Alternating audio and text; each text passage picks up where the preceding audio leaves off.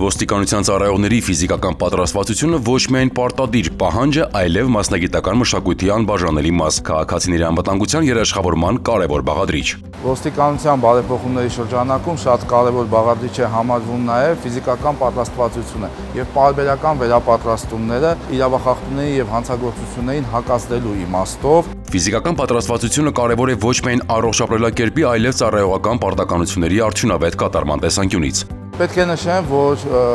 լողի մարզումները ոստիկանության պատմության մեջ առաջին անգամ են, որը իհարկե էապես ազդում է մեր ոստիկանության գվարդիայի ծառայողների եւ ընդհանրապես ոստիկանների աշխատունակության բարձրացման վրա։ Ոստիկանության ծառայողների շարունակական մարզումները նաև ձևավորում են սթրեսակայունություն, կարգապահություն, կամային հատկանիշներ, որոնք արդյունավետ ծառայության կարևոր նախապայման են։ Լողի պարապմունքների մեկնարկը տրվել է այս տարվա փետրվարի 12-ին, որը շարունակվելու է 3 ամիս։